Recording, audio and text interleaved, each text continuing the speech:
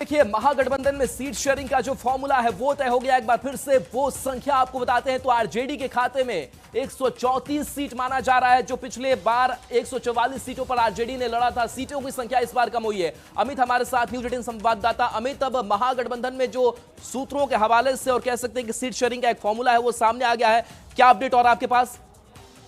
देखिए, बिल्कुल ये जो सीट शेयरिंग का फॉर्मूला सामने आया है उसमें आरजेडी 133 से 34 सीट जो है, वीआईपी को 18, कांग्रेस को 54, सीपीआई एमएल को 22, सीपीआई को 4, सीपीएम को 6 और जेएमएम को 2, आरएलजेपी को 3, आईआईपी यानी कि जो इंडियन इंक्लूसिव पार्टी है आईपी गुप्ता का, उन्हें 2 सीट का ये जो है तस्वीर साफ होती नजर आ रही है।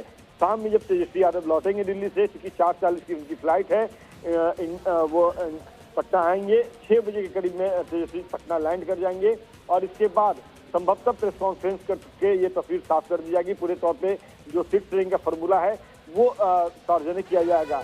एक खबर ये भी है कि जिस तरह से एनडीए ने सोशल मीडिया के जरिए बिल्कुल, तो बड़ी खबर देखिए सामने आ रही है जहां पर सीट शेयरिंग का फॉर्मूला महागठबंधन में तय हो चुका है और ये आंकड़े भी अब सामने आ चुके हैं। जो आरजेडी है 134 के आसपास सीटों पर चुनाव लड़ने जा रही है। वीआईपी के खाते में इस बार 18 सीटें हैं, तो कांग्रेस के पास 54 सीटें और सीपीआई एमएल के पास 22 सीटें इस बार है। तो देखिए, सीपीआई के पास 4, सीपीएम के पास 6 और जेएमएम के पास 2 सीटें हैं। इसके साथ साथ आरएलजेपी पशुपति पारस की बात करें तो 3 सीटों के साथ उतरेंगे। आईआईपी यानी कि आईपी गुप्ता की जो पार्टी है वो भी 2 सीटों पर चुनाव लड़ने जा रही है।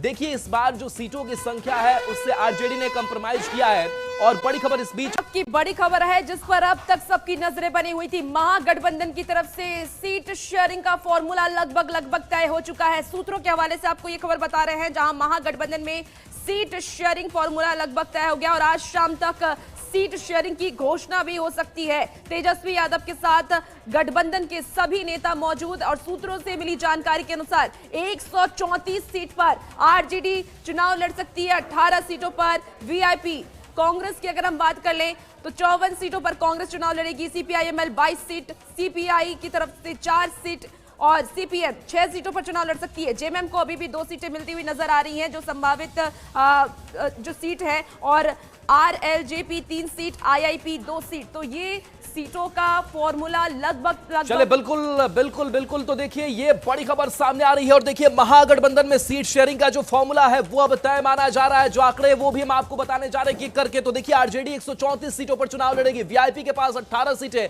यानी कि मुकेश सहनी बार्गेन करने में सफल हुए। कांग्रेस के पास 54 सीटें जो पिछली बार 70 सीटों पर चुनाव लड़ी थी। सीपीआई के पास और सीपीएम के पास 6 सीटें हैं। तो जेएमएम के पास भी जो 2 सीटों की बात हो रही थी, जो 12 सीट की मांग कर रही थी, वो अब हो गया। आरएलजेपी की अगर बात करें यानी कि पशुपति पारस भी इसमें शामिल हो रहे हैं 3 सीटों के साथ। और अमित हमारे साथ न्यूज 18 संवाददाता फोन लाइन पर। अमित, जो एक संभावित फॉर्मूला है वो अब सामने आ चुका है, किस तरीके से इस सीट बंटवारे को आप देख रहे हैं?